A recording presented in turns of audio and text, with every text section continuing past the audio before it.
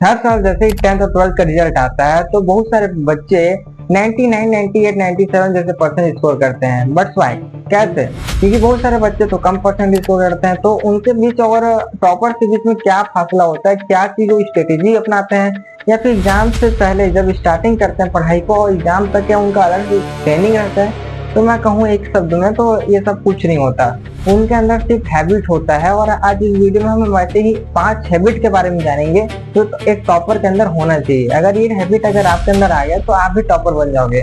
और ये मैं नहीं कह रहा हूँ, ये वो टॉपर कहते हैं जो अपने इंटरव्यू में ये बताते हैं कि हमने ऐसा हैबिट अपने अंदर लाया है जिसकी वजह से हम आज इतने परसेंट स्कोर कर पाए हैं। तो ये मैं नहीं कह रहा हूँ, उन टॉपर कह रहे हैं जिनका मैं हैबिट को बताने वाला हूँ।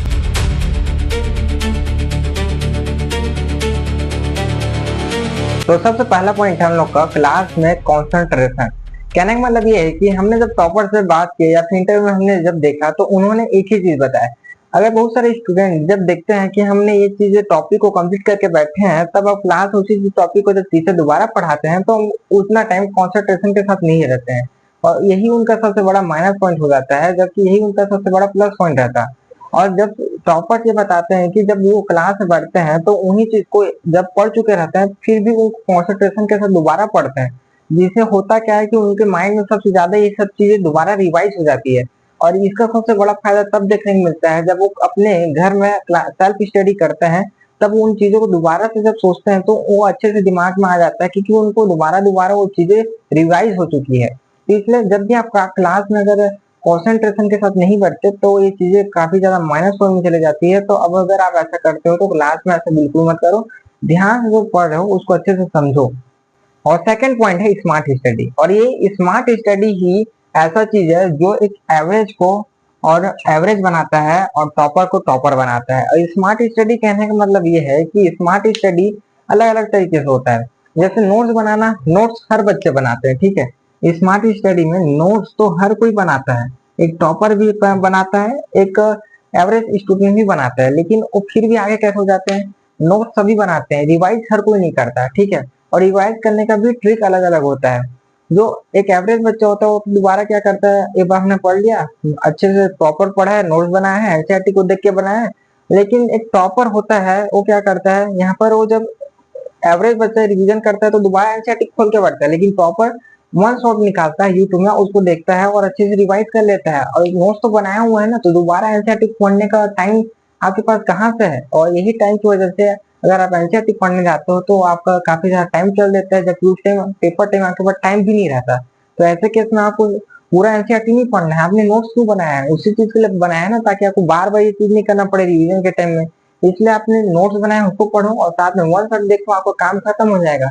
सबसे शुरू बार में पढ़ रहे हो तो आपको एनसीईआरटी पढ़ना है, ये चीज आपको ध्यान में रखना है। अब तीसरे नंबर में आता है रिसोर्सेज। जैसा कि हमने सेकंड पॉइंट में बता दिया कि नोट्स बनाना है, एनसीईआरटी को पहले बार पढ़ के अच्छे से नोट्स बना लिया, बाद में वन शॉट देख लिया, तो आपका काफी सारा टाइम सेव हो जाएगा, जिससे आपको काफी ज्यादा एग्जाम में फायदा देगा। यही टॉपर लोग भी करते हैं। रिसोर्सेज में भी आपने मैंने यहीं पर ये लिखा है कि एनसीईआरटी पढ़ना जरूरी है।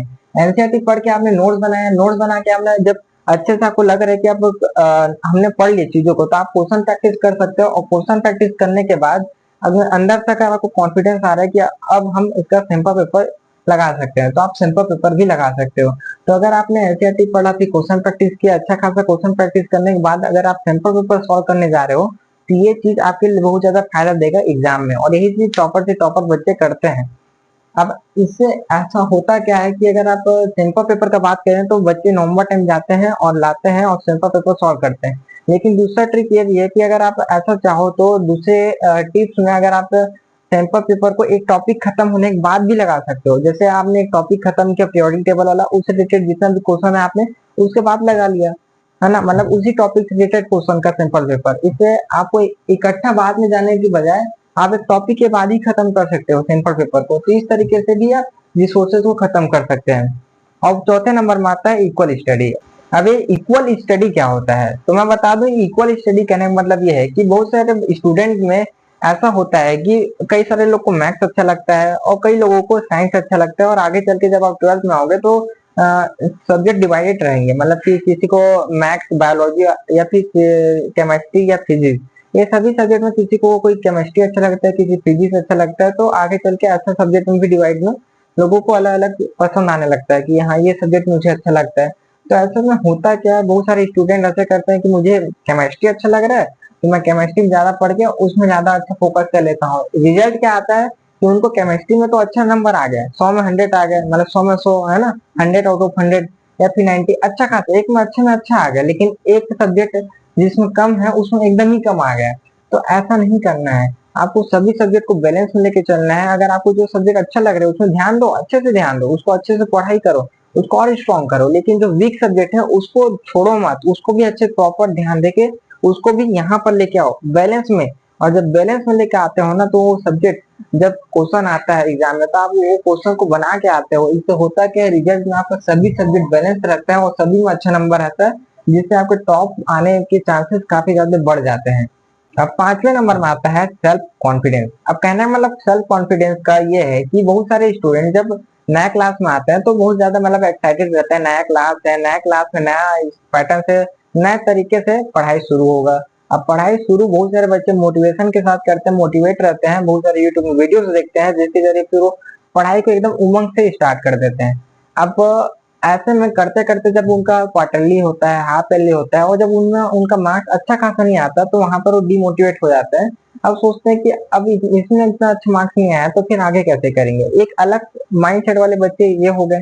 एक अलग माइंडसेट वाले कैसे होते हैं, वो स्टार्टिंग में उतना मेहनत नहीं करते, लेकिन जब उनका क्वार्टरली हाफ ईयरली एग्जाम का जब मार्क्स आता है तब देखते हैं कि इसमें इतना कम नंबर आया है, लेकिन एनुअल में अच्छा नंबर लेके आएंगे, एनुअल में इतना अच्छा मार्क्स लेके आएंगे कि टॉप ही कर देते हैं। बहुत सारे एग्जाम्पल है जिन्होंने हाफ ईयरली में तो अच्छा नंबर स्कोर नहीं किया है, लेकिन जैसे ही जब एनुअल एग्जाम का रिजल्ट आता है तो स्कूल में सबसे टॉप लिस्ट में सबसे पहले नंबर उनका नाम आता है। कैसे, वाई, क्यों? क्योंकि उनके अंदर क्या होता है, सेल्फ कॉन्फिडेंस। तो मैंने दोनों तरह के स्टूडेंट का बात किया, जहां एक स्टूडेंट खत्म कर रहा है तो दूसरा स्टूडेंट वहीं से स्टार्ट करके अपने आप को टॉप लिस्ट में लेके जा रहा है। कैसे, उनके अंदर कॉन्फिडेंस है, लेकिन ऐसा नहीं है कि जिनके अंदर खत्म कर दिया वहीं से अपने आप को स्टॉप कर दिया तो कॉन्फिडेंस नहीं। कॉन्फिडेंस सबके अंदर होता है, सबके अंदर आग होता है, बस उस आग को हवा देके शोला बनाने की देरी है। हर एक बच्चे, बूढ़े, जवान, मर्द, औरत, हर किसी में है ये आग। बस उसे अपने अंदर की चिंगारी को हवा देकर एक शोला बनाने की जरूरत है। टॉप इस मूवी में देखा होगा, अगर आपने इस मूवी को नहीं देखा तो देख सकते हो, काफी ज्यादा मोटिवेट रहोगे। ये मूवी काफी अच्छा है, मतलब देखने में, मैंने देखा है, आप भी देख सकते हो। रही बात सेल्फ कॉन्फिडेंस का, तो भले मैं लिस्ट में सबसे लास्ट में, लेकिन इसके बिना बाकी के चारों पॉइंट बेकार हो जाएंगे। भले लिस्ट में सबसे लास्ट है लेकिन आपके दिमाग और दिल में सबसे पहले नंबर में सेल्फ कॉन्फिडेंस ही रहना चाहिए, तभी बाकी 4 पॉइंट भी काम के हैं। क्योंकि टॉपर स्टूडेंट होता है ना, वो उसके अंदर एक डिसिप्लिन होता है, डेडिकेशन होता है, तभी वो कर पाता है। क्योंकि सभी बच्चे अच्छे से नहीं पढ़ पाते, सभी बच्चे एकदम डेडिकेशन के साथ नहीं पढ़ पाते, लेकिन जिसके अंदर ये होता है वो पढ़ लेता है, उसके अंदर ये क्वालिटी होना चाहिए। अगर आपको टॉप करना है तो इतना कुछ तो होना ही चाहिए। बाकी आप मेरे बात में यकीन कैसे करोगे, तो मैं आपको बता दूं कि मैंने भी 10th और 12th में अच्छे परसेंट स्कोर करके टॉप किया है। अब परसेंट नहीं बताऊंगा, परसेंट ऐसे बताने में मजा नहीं आएगा। अगर इस वीडियो में 1 के व्यू आता है ना तो भी मैंने बता दूंगा कि कमेंट में कि कितना परसेंट आया। बाकी नेक्स्ट टॉपिक आपको किस टॉपिक में चाहिए उसको आप कमेंट में बता देना। और चैनल में नया आया हो तो चैनल को सब्सक्राइब कर दो, वीडियो को लाइक कर दो। मैं आपको मिलता हूँ नेक्स्ट वीडियो में।